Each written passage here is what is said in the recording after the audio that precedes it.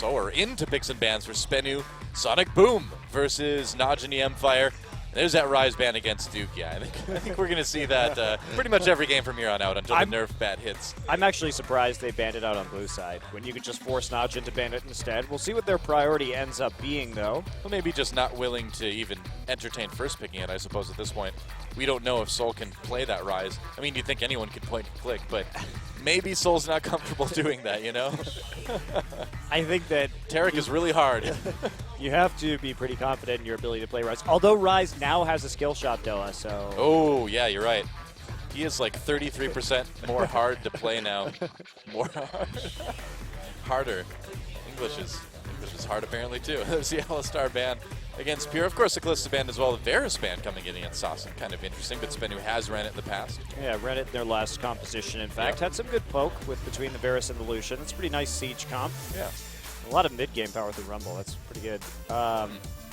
And what will we see from SBENU? If we don't see any bans against Goong's champion pool, this is going to be pretty nice for NaJin because Goong not known for playing a whole hell of a lot of champions. Well, they're letting, Goong's champion pool get through unopposed, but also that Gragas hasn't been banned yet. Do you think they're going to maybe try to first pick it? Yeah, there's a... Zed ban seems a bit odd. Goong has not. But Goong is a really good Zed player. You know, this is like maybe a scrims thing that we don't know about. Maybe Goong's playing a lot more Zed lately, but we haven't seen it yet this season. Could also be that they want a Zir, and that could be. Zed does deal with the Zir quite well in lane, or another pick that Zed could be a possible counter to. But Goong is really good at Zed, so that's occasionally we'll see that. And there's the Gragas ban. They don't want SBENU to first pick it, so where do you go from here? Do you take a LeBlanc perhaps early on? Could take the Rek'Sai, even though there still are a lot of junglers available. Yeah, we'll see what Watch decides to go with. Evelyn's been ever popular, but Sejuani is, of course, a strong pick for him as well. They haven't locked it in. Do you think there's a possibility of like a first pick Azir or something? Or a Maokai? Maokai makes sense. Goong's not an Azir player, so you don't really need to take that away. No, that's true. At any given time, you kind of know what Goong's champion pool is, so... It's Assassins. Spoiler alert. Cassiopeia. Right now. Only because he has to. He's like, oh, Reach, do I have to play Cassiopeia? And Reach is like, yes, you do, Goong. She's really good right now. And it's like, oh, man. And it's interesting, too, because it seems like NaJin has kind of found an identity. They were running that Vayne Ahri combo for a while, where they just break the enemy team up and they focus on skirmishing with Goong and OQ on these single-target damage pickups. So... We'll see what they decide to do here. Well, I feel like Sejuani Maokai would be a pretty powerful combination. The Nautilus, too. Again, we talked about the priority they put on that. And NaJin, one of the few teams outside of Jin Air where it could be labeled as a flex pick potentially as well, too, but probably going to the bot lane. Yeah, the Sivir lock-in continues with the trend we've seen.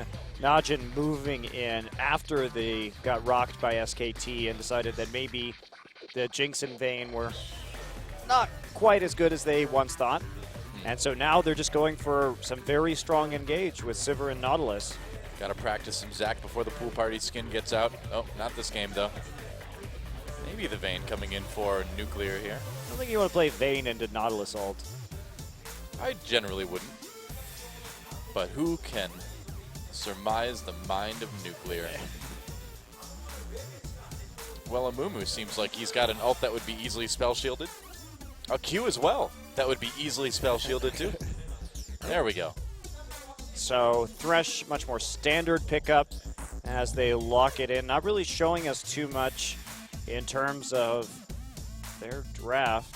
The question is, does this Vayne get locked in? And it does. So they may be able to feed Vayne early on if they can get this Rek'Sai into the lanes. Yeah.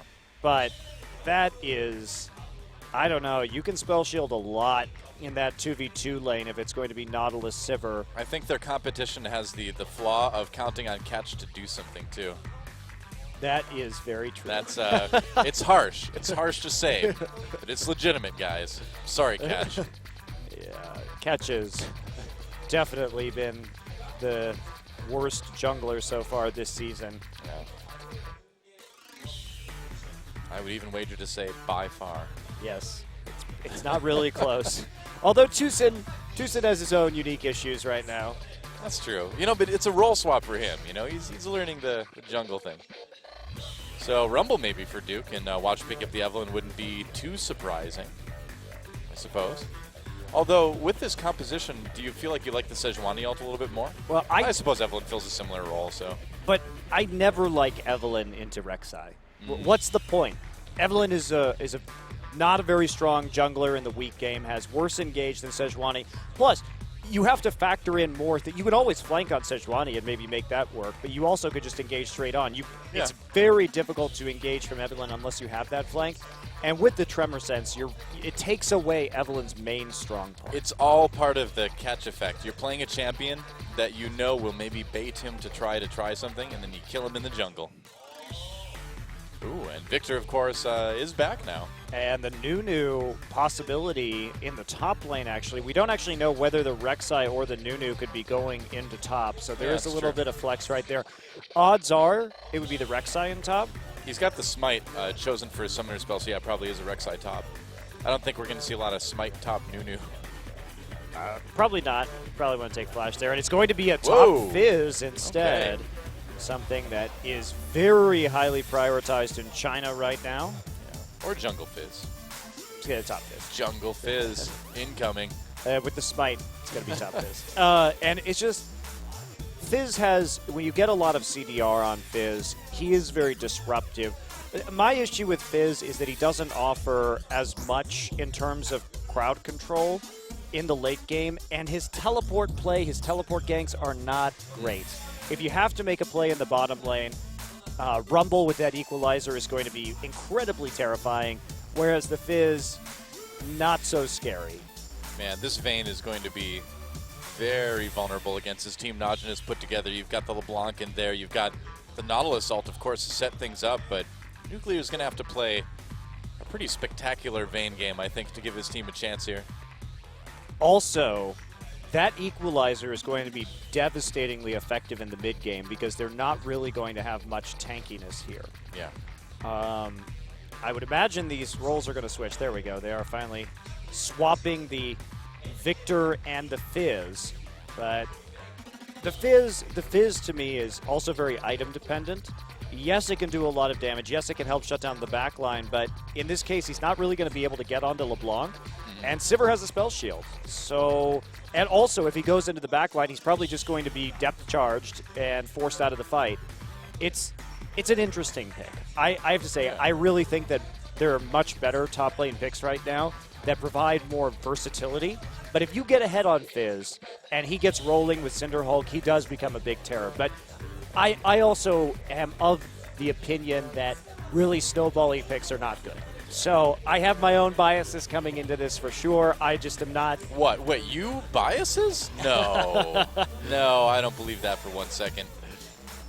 That doesn't sound like the Monte Cristo I know. I just like high probability, reliable League of Legends. You like the safe bet. I like the safe bet. That's right. Well, we'll see if SBENU's unsafe bet will get them a win against NaJin here in Game 1. Time to get into the game and find out.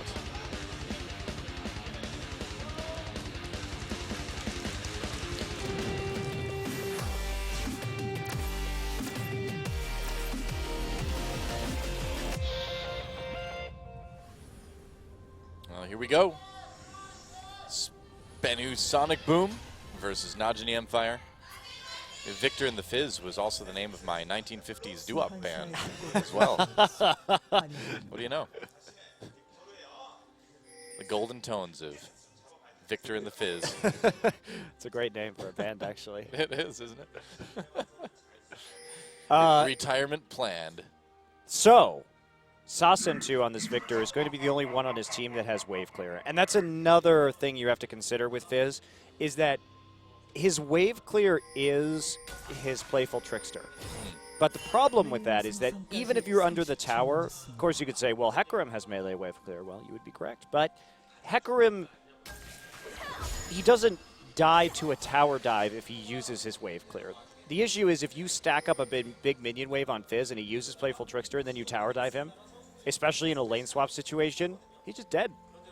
There's nothing you can do about that one. Yep, escape. You just die. So you have a choice between losing your tower or dying, or both, you know. So it's not a great... I don't like either of those choices. I don't want to do that. Well, OQ, having a great time already. And I will say, to OQ's credit, the OQ moments this season have been much less. He had a talk with Zephyr. That's what he said during one of his interviews about not right. OQing. Not OQing.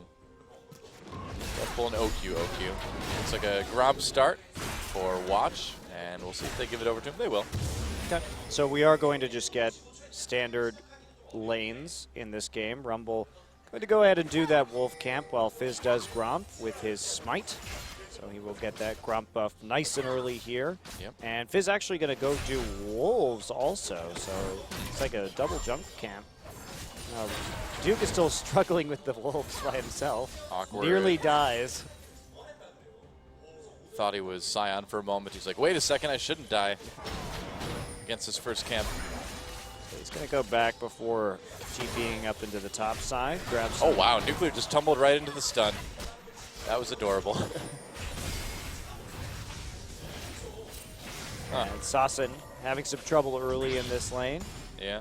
So for me, this is going to depend on how much NaJin can make plays around this bottom lane. Any teleport plays with Vayne, if we get that 3v3 or that 4v4 in the bottom lane with Fizz and Vayne down there, could get a little bit dicey for SBENU if NaJin finds a chance to make an early play in this game. Well, they're certainly putting the pressure on already. All lanes for NaJin seem pushing pretty decently in their favor. But here comes Watch, deciding not to go in onto this lane. No real gank opportunities, and no. We've seen a lot of Evelynns just farming up pretty hardcore in the first few minutes of the game. Anyway, that was actually some good pathing by Watch. So you notice he went into the river, placed the ward down so that it covers the entrances, so that Catch, if he gets up there, right as Duke is pressing forward. Then he walks through Tribrush to make sure that a Rek'Sai isn't wrapping around for the gank before going over to the Krugs. So very safe pathing, really helping Duke out there. Meanwhile, Ward at his Raptors right now, so he's going to start those. Watch will get found out. Looks like he is choosing to remain invisible, however, knowing that there's a ward. Looks like they knew there was a ward there. No, I mean, it's a... Is it a common place right now against Evelynns? I feel Pure. like I've seen it before. Pure coming up as well with that roam. They're going to catch Sassen going in. Can they actually do the damage, though? Sassen getting low. Goon goes in for one more hit. Looks like the berry will be just enough. Oh. That was close, but Sassen stays alive. Burns both summoners to do it. But a couple burned on NaJin as well, too. But notice who used the Ignite there. It was Pure, not Goon. Right. So basically, they're up a summoner in that mid lane right now. Watch did not use his flash. So that is a pretty big advantage for a return gank. And Pure, he's not really going to need that Ignite in the bottom lane against this Vayne Thresh lane. So he's pretty comfortable laning a summoner down at the current time. So nice play there by Pure onto the mid lanes, trying to give Sassen a bit of trouble. We'll see what Goon goes back and gets. Wow, another Doran's Ring. So just going really hard early. Wants to take down this Victor and really snowball out of the laning phase. Do you feel like it's a little bit dangerous to go with Ignite on Nautilus rather than Exhaust against a Vayne on the other side? Yep, and a Fizz. Yeah, there's definitely an argument to be made for that. So, and they also they're not going to have a challenging smite from the Skirmisher Saber this game either. So yes, that's a great point. Definitely dangerous. All right. OQ and Pure still pushing up this bot lane now. And a pretty huge CS lead, actually, for OQ already in this game. To be expected, though. If you get this 2v2 versus Vayne, you're going to take some lumps early on. OQ just going to grab some mana back from blocking that death sentence. And then continue to farm up right now. Very defensive warding, but look how much NaJin's pushing up. They're really using the lack of wave clear to their credit right now. Wow, Soul really low up in top. And really far behind in terms of CS. Yeah. And continues to take chip damage off of his tower. Watch perhaps looking for a dive. They are going to see Watch. They're going to see each other, actually. Yep. Right there. So Tremor Sense will catch him if seeing the ward put down didn't. So right now, what NaJin is doing is just warding forward, trying to play up on their two lanes while ganking middle. Oh, catch. Watch managed to smite away. Did he? No, he didn't. Yeah, he got it. Oh, he did get it. Okay, I was looking for the effect. Yep. Well, Pure gets grabbed by the Death Sent. It's going to take a bit of damage from Nuclear, but OQ comes in to deliver a bit of auto-attacking himself. Oh, it gets flayed, though. Man, this bot lane is getting a bit bloody here. NaJin's playing really well. Here comes Watch. And there's Chains. a stun. Watch actually trapped under turret. Whoops. That was a... Oh, Watch. I don't know why you would walk into the gravity field right there, but, you know, Watch, maybe not known for the best ganks over the course of his career. Not exactly, no. Oh, Pure managed just to dodge Here we go. this and somehow goes in on a nuclear. Nice hook from Pure. Watch and Goon coming down as well, too. Nuclear in big trouble. Nice condemn onto Watch against the wall. Oh, secret. Oh, you tried. Great re-engage there, and you have to communicate that better if you're SBENU. You can't keep putting yourself in danger's way. Yeah. And NaJin managed to get their jungler and their mid laner from mid lane down to bottom lane during the course of that skirmish with very little communication from SBENU or a willingness to back off. Sure, Pure landed the hook, but even so, that's a pretty big kill onto LeBlanc. Yeah, not bad at all. So back to what I was saying, NaJin playing this early game really smart. They've identified the lanes with subpar wave clear, warded aggressively for them, gotten some deep wards into the jungle so that they can just keep on pushing. And then what Watch has been doing is just walking into the jungle to keep eyes on catch and repeatedly ganking the mid lane to free up Goong to roam and start tower diving. So I really like what we're seeing from NaJin. I think this is a very clear game plan, and they're abusing some of the weaknesses of SBENU's composition. Yeah. Now, should SBENU get into the late game, this is a pretty fearsome comp for sure. Well, especially if that Victor doesn't get held back as well. But you know, at least it looks like NaJin is taking it seriously, right? Yeah, absolutely. And they seem to have a clarity of thought that has been frequently lacking in NaJin's games. So with Sol having issues with wave clear, what do you think about him going for the skirmisher saver before the other part? The Bami Cinder? The Bami Cinder, right. Well, I think he may want to duel and maybe get a gank down up here. So if he can trade effectively using that smite. Also, he may want to just go back and farm the Gromp and get more gold from it. There are a couple options for that right now, but you can win trades with that item, but Duke really punishing him. That's the thing about Duke is probably the best 1v1 top laner in Korea. He does have his faults in other areas, just sometimes he's a little bit late in terms of his teleports, and his communication with his teammates can be off at times, but purely in terms of his 1v1ing, it's been really good. So Sassen's got flash. Goon going trade. anywhere. Oh, misses the chains. If he had hit that chain, but he came in on that death ray for the trade, and Watch continuing just to camp Sassen in mid. Right. And it's keeping Ketch around. Look, Ketch is responding right now to Watch's tempo entirely. Ketch has to play around the mid lane in what is a losing 2v2 at the moment, and he can't respond to everything that's going on. And look at this. It's allowing Duke just to walk in the jungle right now, start harassing the blue buff because they have control over the waves. They have a big farm advantage in top and bottom, and this is great play from NaJin. Wow, Duke doing a ton of damage to Ketch, and it looks like NaJin's going to be able to just take this blue buff away. Goong already having his, just doing a lot of poke to Sassen. And this could set up a pretty decent dragon. Sol wow, got it. Smited it away. Yep, and that was a miscalculation on the smite by Watch. He left it with about 20 HP on the smite. So mistake by Watch allows Sol to pick up a blue buff. That is going to be quite annoying for Duke, who had built up a nice little lead for himself in the top side. There's Watch. Looking embarrassed. Smite misser. Aw.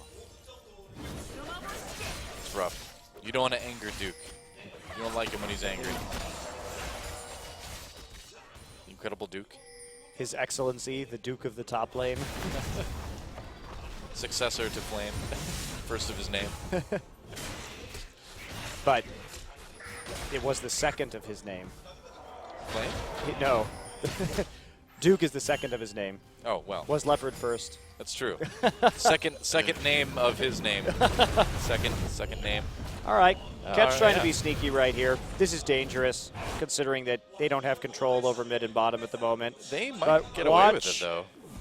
Is not going to see this one. Yeah, I think they're going to actually be able to grab it.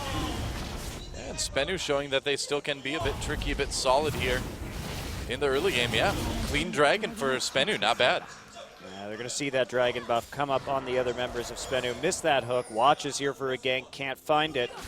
No eyes on the dragon, though, and LeBlanc backing right there did make it difficult. Yep. Morellonomicon now for Goong, so he did finish his first big item. We'll see if Saucin is able to do something. I suppose Saucin's been upgrading his item as well, too. The Hextech Core. The Hextech Core? Yep. No, he's just hasn't done it yet, has he? No, he has not. This is very odd. He's going for an Athene, so really wants that early magic resistance instead of what we typically see, which is that... Oh, he has upgraded.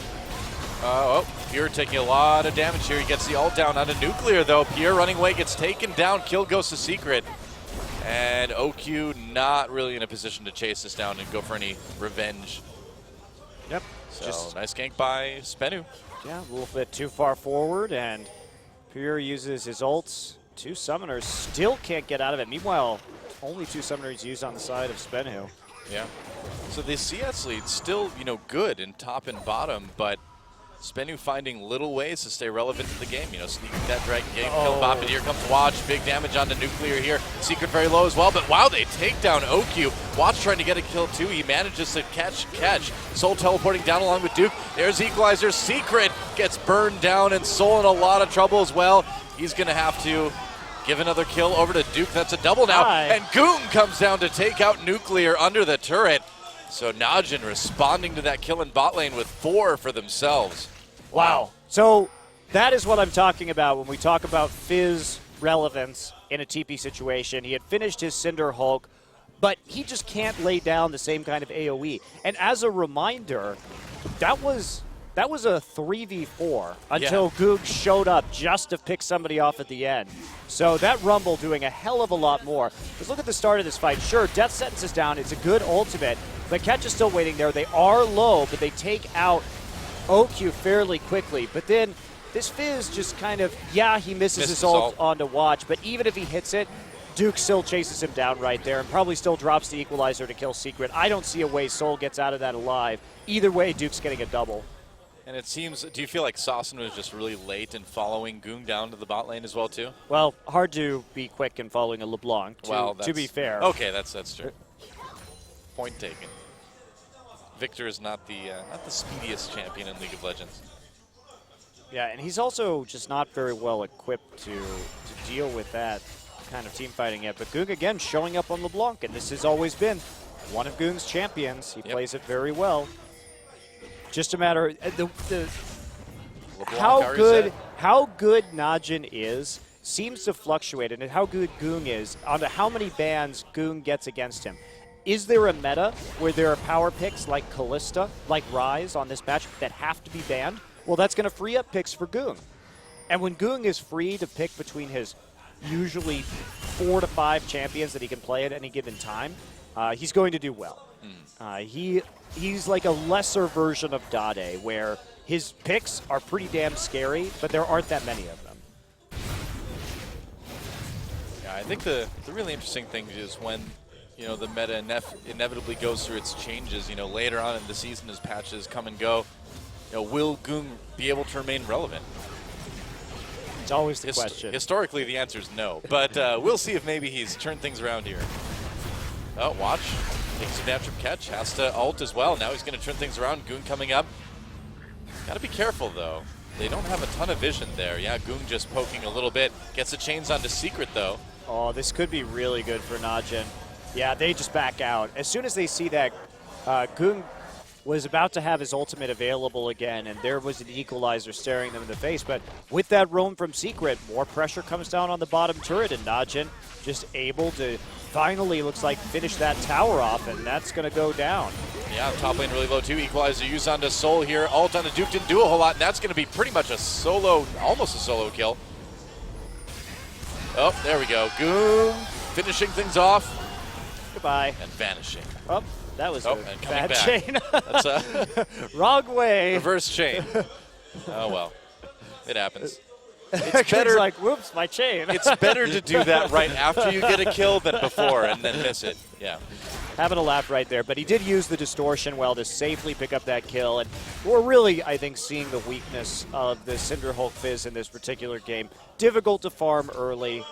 Yes, and to be fair, it is also Seoul versus Duke. Yeah. Obviously, if it was Duke on Fizz and Seoul on Rumble, it would be closer. But even so, Duke showing how to shut it down here, showing its weakness in some of these teleport ganks, and then just in the early skirmishes. If the Fizz gets behind, which he is now, 50 CS, and I mean, this Rumble is massively fed. We could see the flame horizon reached by Duke this game. Absolutely. Yeah.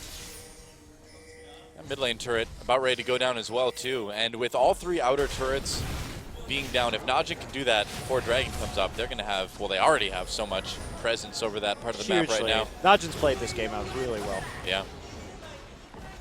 Yeah. Well, it's been interesting. I mean, SBENU has been able to take little edges here and there, but have never been able to gain any sort of significant ground. Do you think the problem for SBENU right now in this game at least kind of remains in the individual play rather than the overall team decision making? I think this game, what happened was they picked this composition with low wave clear on the side lanes, and NaJin made absolutely the right calls with their comp to punish their early game weakness. And I mean, they did have a nice gank in the bottom side, the first one, and they did have a nice early dragon. So you can't take some of their Catch's play has been pretty good. Oh, that was close. Can't quite. Uh-oh, flash ult onto Saucin. Now they're going to try to catch this. Victor looks like they will almost do it, but they get out in the red buff pit for now. No, silly me, you can't escape from Goong. There is no escape. Watch trying to chase Catch through the jungle. Looks like they'll be satisfied with just that. Goong trying to escape here. Soul comes in from behind, nearly takes up here. OQ actually getting a little bit low as well. They need to be careful. Duke teleporting down now. This could be a pretty good equalizer. Everybody's starting to line up. They break up now. There we go. Oh, that was disappointing. Oh, the anti-hype equalizer. They're going to get the mid lane turret out of this, though, so all's well that ends well. Got the dragon. Got a kill. Got the mid lane turret. Not bad for NaJin. And by not bad, I mean really good. There's 7K gold ahead at 18 minutes. And looks like this one's going to be a pretty easy game 1 win. This is a really well executed game plan from NaJin. I am surprised to see them having something so clean and with such good forethought, because NaJin has never been a team this year that lacked in individual talent. It lacked coordination. It was they had such strong individuals on paper. You know, you look at guys like Duke and OQ, who individually are arguably top tier at their positions, but just who couldn't work together as a unit. Right. It was very interesting, but this game, not having that problem. They're going to try to, SBENU's going to try to switch Nuclear and Secret up with this top lane to try to push down this turret into 2v1 as fast as they can, I suppose. Well, Duke's Equalizer is going to be up by the time that wave hits the tower, and that will shut that down immediately. Yeah. Plenty fed. Plenty tanky enough, too, with that Seeker's Arm Guard, I think, against this particular Vayne. Yeah, Duke not even going to have to use it. They're not pushing particularly hard. They're scared. They don't have a whole lot of wards in their jungle right now. Evelyn could absolutely be in there. True enough. Wow, meanwhile, some action down in bot lane, or mid lane. Saucin evaporated. Oh, hook dodged by Watch. Secret not able to land it. That feel when you have to deal with a fed LeBlanc. Yeah. Yeah. It's really nothing he can do right now.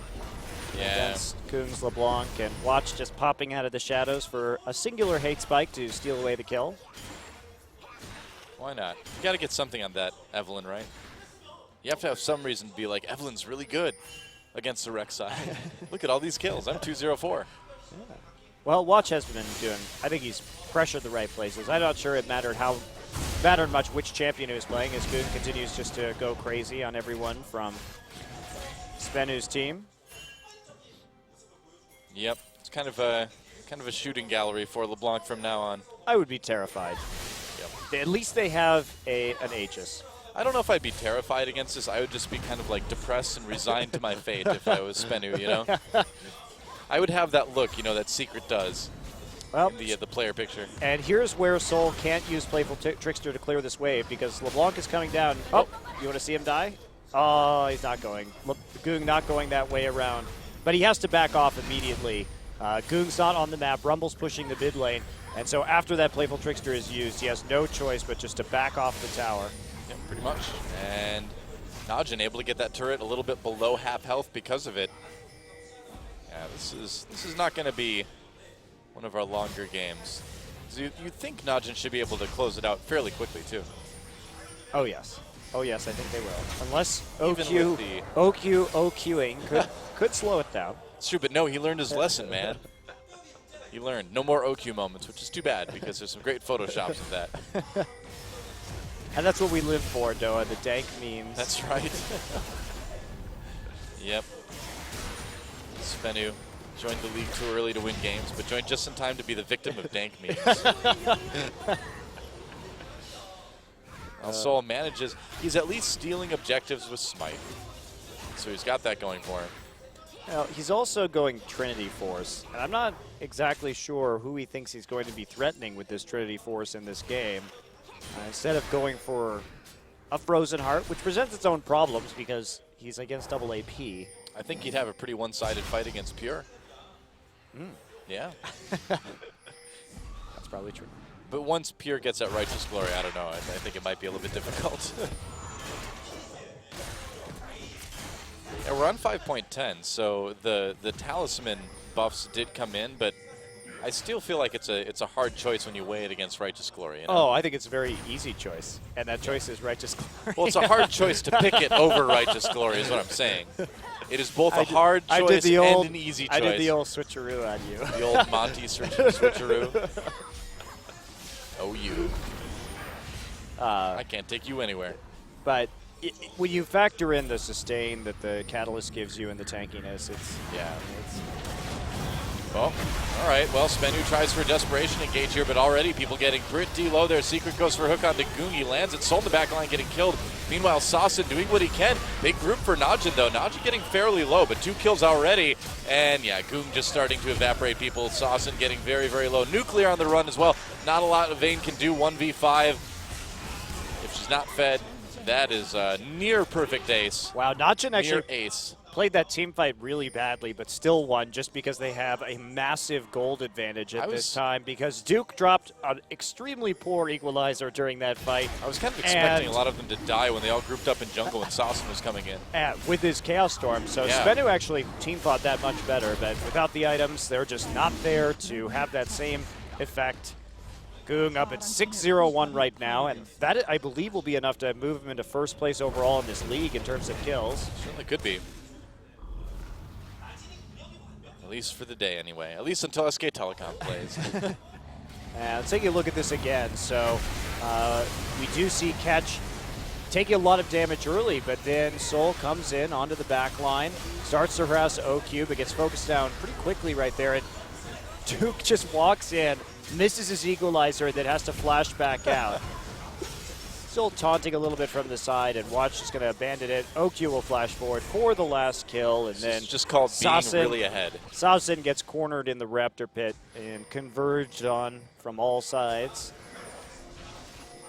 You know, with a place on the map called the Raptor Pit, Riot's really missing out on like doing some sort of tie-in with Jurassic World coming out, you know?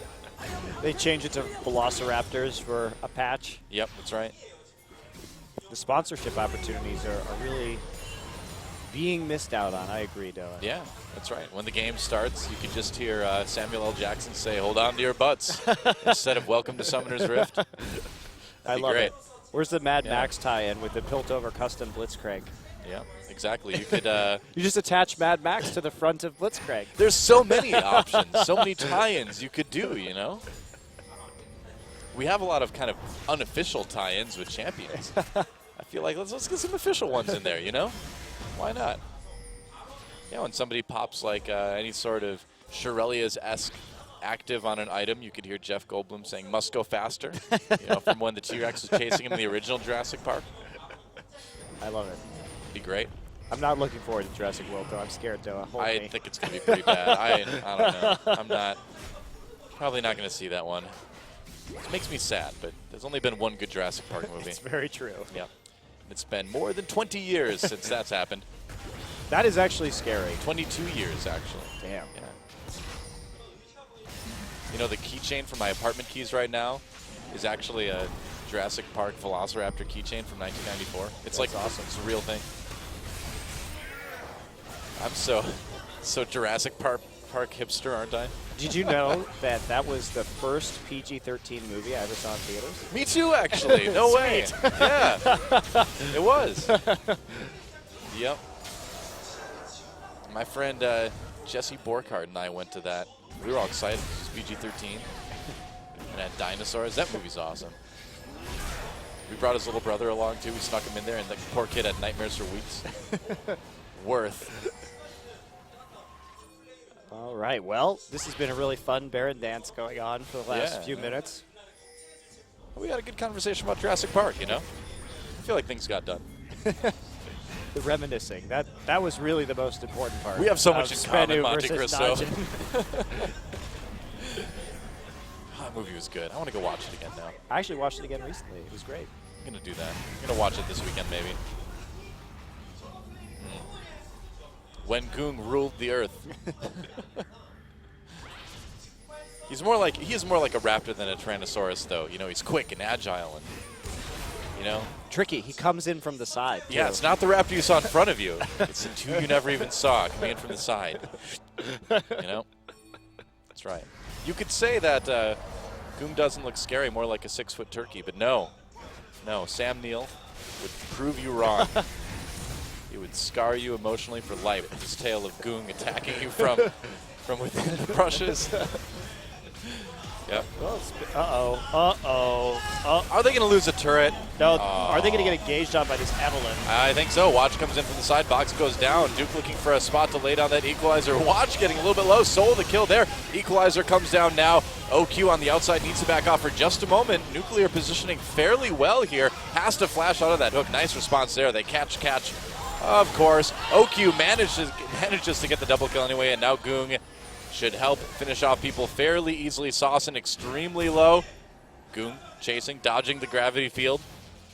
And Pure looking for the finisher. There's a dodge. Hook's not hitting anywhere. Pure! No! Oh, okay, that was a close one. Uh-oh. He's okay. He just got bounced back into the gravity field. Well, another near ace for NaJin. Only losing watch there. And Oki's just going to celebrate by taking out the mid lane inhibitor turret, I suppose. What a sweet celebration it is, too. Yep. Sometimes. Can't do anything more, though, thanks to Catch showing up and Soul as well. Operation Get OQ. They got the knock-up. OQ turning around, and he's going to get killed by Catch. Oh, well. Finished off with the Rek'Sai E, but he did open up that inhibitor. Now Pink's going down. That wasn't quite an OQ moment. Could try a Desperation Baron right now. I think that's really their only choice, you know. They do have 2 smites and quite a bit of damage from this Fizz. Could get it. And the Vayne. So definitely an option, but watch is here. And teleport coming in from Duke as well. Equalizer back up, and it looks like SBENU, missing the ult with this that Fizz. equalizer could be huge. And it is huge. Does a lot of damage, catches a lot of people, and then the ult comes in from Watch. Oh, the humanity, but looks like they won't get any kills out of it. They'll just chase them away, and this but they'll get a Baron. They'll right. get a Baron out of it, though. Yeah. There was so much damage dealt to SBENU that they could have a hard time contesting this one. Looks like NaJin wants to just take the safer route and grab the dragon and then push into the mid lane, taking number 3 here. That's interesting. I think they could have punished that a little bit harder, either by going mid and taking inhib and then doing this, but they may want that equalizer back up again before they try and fight. Yeah, looking a little bit lazy in the later stages of the game here. I just don't think they're punishing as hard as they could. Yeah. But they don't really have to. They played an excellent early game. True enough, the Flame Horizon has been reached by Duke now. 102 CS ahead of Soul. Not too bad. I'd say that's pretty damn good. Yep. All right, so equalizer seconds away from being back up, and that is going to be the time to prompt another. There it is. There it is, yeah. All right, well, I guess it just gives you an earlier Baron, doesn't it, if they decide to turn around? But no, they want the fight. Duke maybe throwing that down a little bit early there.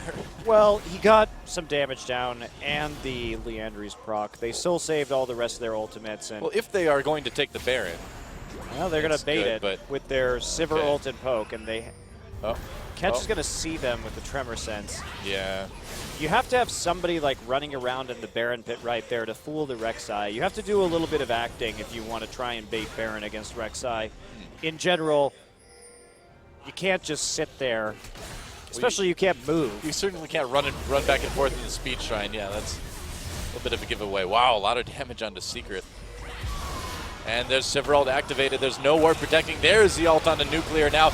We'll see if he can get away. Nope, he's immediately gone. And that inhibitor is going to be taken by NaJin, and we'll see if they just push ahead for the win here. They don't necessarily need a whole lot else, but no. They're going to pull back and take that Baron, I suppose.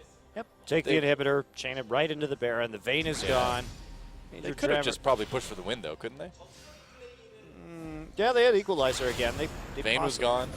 Yeah, they could have probably, actually. Well, I mean, this is the safer route, I suppose.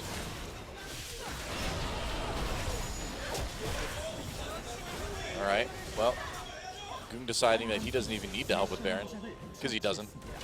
He's just there to kill somebody on the outside if they get too close. Pretty much. Punish that, and he's quite good at punishing that right now with his 580 AP. Oh, don't end the game. You have to you have to save bottom turret. Yeah, NaJin, they are sometimes overly conservative in how they close games. There's not really a lot of threat here from SBENU. There's not something that they should really be afraid of. They can just dive as much as they want. I call this style going for the Fox News sponsorship. The conservative. Play as conservatively as possible. Overly conservative. Well, here we go. They found a wave that they want to push forward, and they'll go ahead and ride that one out. It's like Goong gonna make his way over from the blue buff towards his team eventually. Watch. Setting up right now, making sure there's not a flank. That could be dangerous to his team going on. They may try and bait this one in. They don't see him right now. He's been immobile, so if anybody... Now they see him. There we go. All right, just taking down another turret. Wow. Okay, so somewhere in there Soul died. And now they're going to pop the Super Ultimate onto Sasson again. He's going to flash ahead. There's the Equalizer. Sasson gets completely blown up. Double kill already for Goong. Nuclear a bit low. Make that a triple. Are we going to see? Oh, Rumble denies the Penta. Oh, Duke. Watch decides to take one too, because why not? And NaJin, after getting that nearly perfect ace yet again, will go ahead and end the game against SBENU. Pretty clean for the most part. Overall, GG. Yeah, I mean, under 35 minutes, and I'm really impressed with how hard NaJin punished SBENU in terms of their low wave clear side lanes and the repeated camping of the mid lane to prevent Ketch from doing anything while Rumble and Sivir and Nautilus pushed up. Great early game plan from NaJin and very well executed. It really just seems, again, like more than anything, if you can shut down Ketch, which is not hard to do, you really cripple SBENU.